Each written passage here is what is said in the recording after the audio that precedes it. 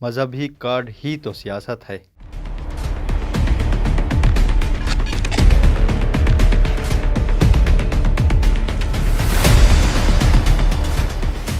Senior صحافی وسعت اللہ خان لکھتے ہیں، پیپلز پارٹی اگرچہ گزشتہ دنوں لاہور کے حلقہ NA 133 کے ضمنی انتخاب میں مسلم لیگ ن کے بعد دوسرے نمبر پر رہی، مگر اس نے اپنا ووٹ بینک 5,000 سے بڑھا کر 35,000 ضرور کر لیا۔ کوئی اس کامیابی کا سبب ضمنی انتخاب میں تحریک انصاف کے امیدوار کی نااہلی کو قرار دے رہا ہے تو کوئی آصف علی زرداری کی سیاست فراست کا نتیجہ بتا رہا ہے، اور بطور فراستی نمونہ سوشل میڈیا پر پیپلز پارٹی کا وہ انتخابی پوسٹر دکھا رہا ہے جس میں ذوالفقار علی بھٹو کی بڑی سی تصویر کے اوپر لکھا ہے، لبیک یا رسول اللہ، مجاہد ختم نبوت شہید ذوالفقار علی بھٹو۔ ہماری سیاسی تاریخ سے ناواقف کچھ سادہ لوح صدمے میں ہیں کہ پیپلز پارٹی جو خود کو ترقی پسند سوچ کا دعوے دار قرار دیتی ہے، آخر کیوں پنجاب میں ایک مذہبی جماعت کا نعرہ چرا کر ووٹ اکٹھے کرنے کی کوشش کر رہی ہے، جبکہ سندھ میں یہی پارٹی حزب ضرورت قوم پرستی کی لاٹھی ٹیکنا شروع کر دیتی ہے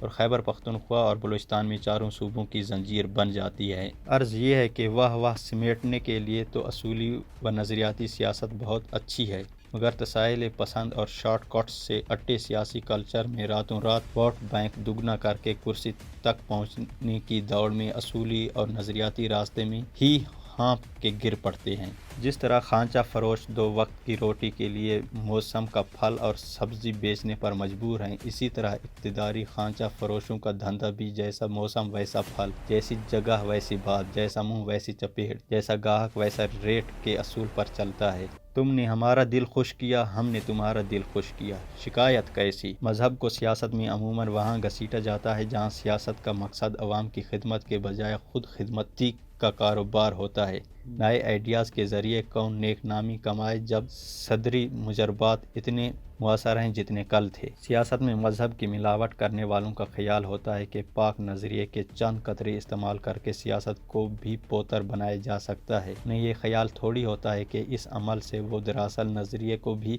نہ صرف ناپاک کر رہے ہیں بلکہ اگلی سیاسی پود کو یہی عمل اپنی مطلب برداری کے لیے زیادہ شدت کے ساتھ جاری رکھنے کی راہ بھی دکھا رہے ہیں۔ گاندھی جی سیکولر بھی تھے اور رام راج بھی قائم کرنا چاہتے تھے۔ جناح صاحب سیکولر بھی تھے اور ایک ایسا وطن بھی بنانا چاہتے تھے جسے اسلام کے آفاق اصولوں کے تجربے کی لیبارٹری بنایا جا سکے۔ ہندو مسلم ایکتا کے وکیل گاندھی جی کو یہ تھوڑی معلوم تھا کہ 80 برس بعد ان کی رام راج لاٹھی ہندو طبائی اژدہا بن جائے گی، یا صاحب اخلاص جناح صاحب کو یہ علم تھوڑی تھا کہ وہ جس لیبارٹری میں دین میں کوئی جبر نہیں کہ آفاقی اسلامی تعلیم کی آزمائش کے خواہشمند ہیں، وہیں لیبارٹری 70 برس میں ہائی جیک ہو کر ایک بارود ساز فیکٹری بن جائے گی۔ ایوب خان کے بظاہر ملک کو سیکولر آئین دیا، مگر 65 کی جنگ انڈیا کے بجائے ہندو بنیے سے لڑی، جس نے بقول ایوب خان 10 کروڑ کلمہ گو مسلمانوں کو للکارا تھا۔ گویا یہ جنگ متحدہ پاکستان کے 22% غیر مسلم پاکستانیوں کی تھی ہی نہیں۔ 70 کے انتخاب میں پیپلز پارٹی نے اسلام ہمارا دین ہے کے ساتھ جمہوریت ہمارا سیاست ہے اور سوشلزم ہماری معیشت ہے کے 3 مختلف پیغامات کو ایک ہی نعرے میں پرو کر اکثریت و اقلیت کو ایک پلیٹ فارم پر جمع کرنے کی کوشش کی۔ البتہ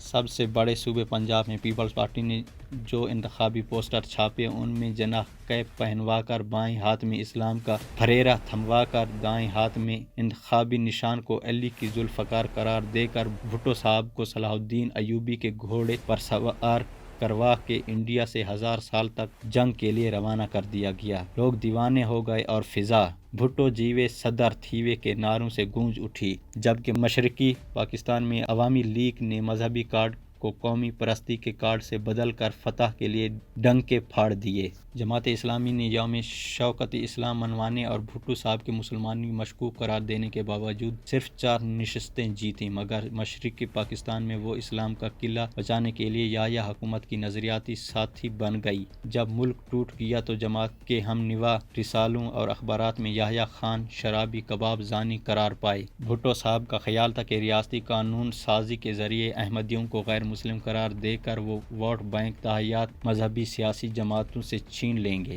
مگر 1977 کے آئین میں شامل مذہبی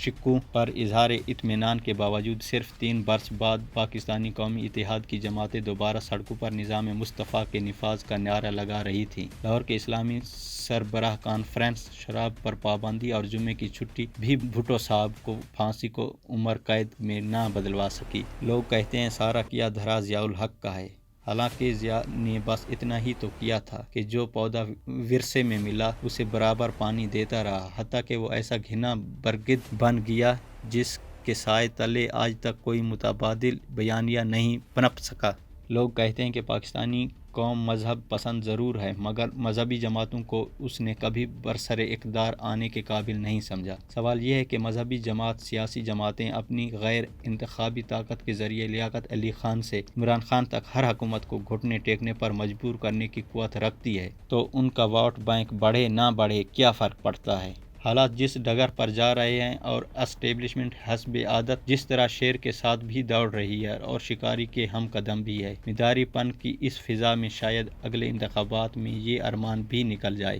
کہ مذہبی سیاسی جماعتیں ہمیشہ کنگ میکر ہی بنی رہیں گی۔ مگر پاکستان کے معروضی حالات میں برسر اقتدار آنے کی اصطلاح کا اندھا دھند استعمال بھی غلط ہے۔ 1985 کے بعد سے یہاں شراکت کے اقتدار تو ممکن ہے، اقتدار کی مکمل منتقلی نہایت مشکل ہو گئی ہے۔ جس کے قبضے میں تاش کی گڈی وہیں بہتر جانتا ہے کہ بادشاہ کہاں جا رہا ہے، بیگم کس کے پاس ہے، کا کسے ملا اور غلام کا پتہ کسے بٹا۔